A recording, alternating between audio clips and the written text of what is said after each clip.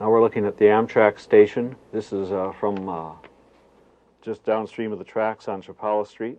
In Santa Barbara, disasters are a reality and can strike without warning. The 1925 and 1978 earthquakes damaged properties across the South Coast. We can all remember when there were 4 major wildfires in a matter of 22 months that devastated the foothill area and destroyed homes, and flooding that covered much of the low-lying areas in downtown and along the waterfront. If you just go back in our history, we've had massive earthquakes. Of course, we've had massive fires. We've also had a lot of floods. The area has a history of having a major tsunami at one point. And so we know these things are going to happen, and that's why we take it much more seriously than any other community I've seen. Emergency responders are the first to hit the streets, almost immediately putting out fires, rescuing victims, maintaining law and order, and restoring services. But there are still more emergency responders working behind the scenes in a disaster. Their job is no less critical than the first responders on the line. They are the men and women that run the Santa Barbara City Emergency Operations Center. These workers field urgent phone calls and emails from disaster response agencies. They post information to whiteboards and websites. They collect and compile emergency information.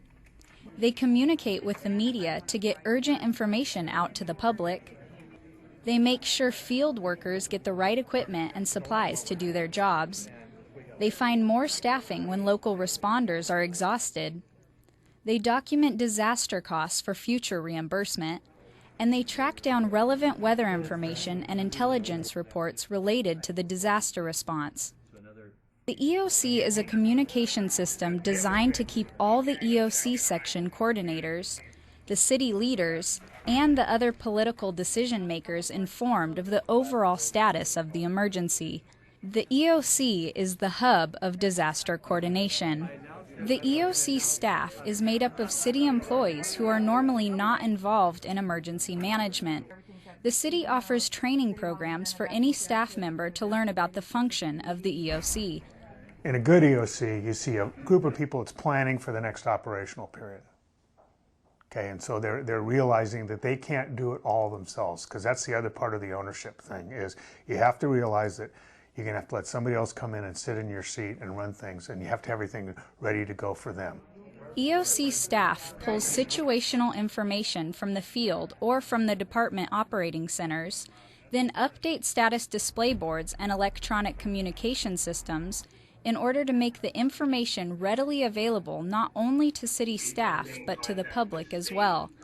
The EOC also provides resource support to the field. If staff, equipment, or supplies are needed, the EOC will coordinate and provide those resources. The emergency is happening out in the field, but this is where all of the information is filtered into so that we're able to support all of the field staff and our DOCs, which are our department operations centers, to keep them up and running, to make sure that they get the resources that they need, to make sure that we're coming up with plans of how are we going to work for the next 8 hours, how are we going to work for the next 12 hours. We're preparing messages based on the information we're given directly from staff.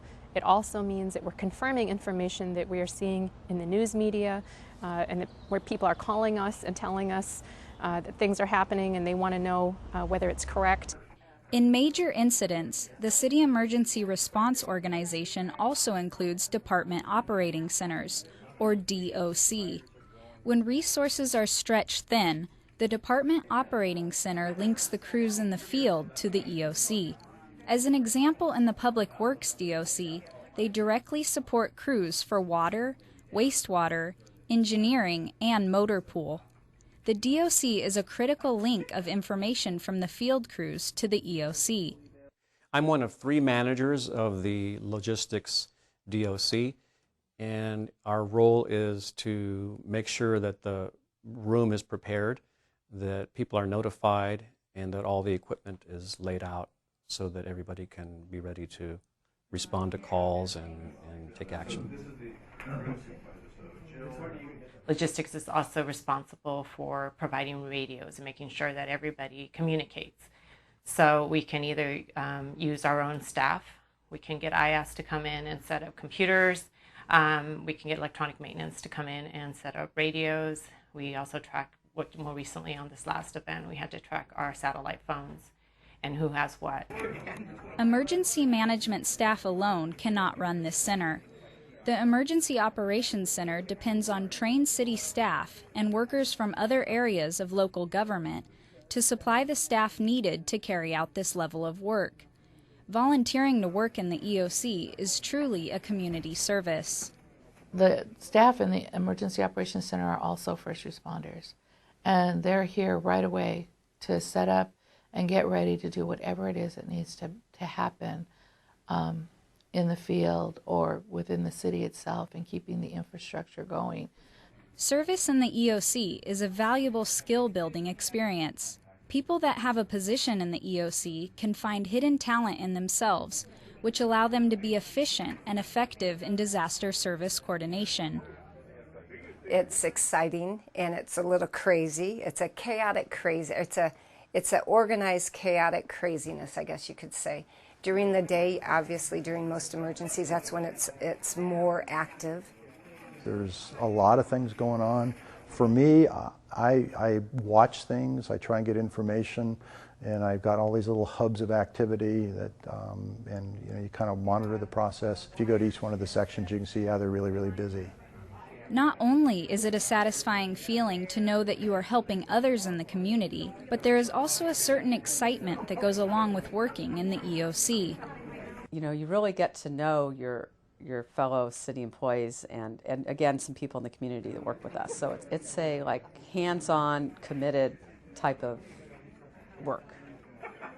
Dedication, skill, and enthusiasm are needed and valued in the Emergency Operations Center. Know where you can make a difference in your community when the next disaster strikes. If you would like to be a part of the EOC staff, contact your supervisor and become an EOC team member. For more information, contact the City Office of Emergency Services.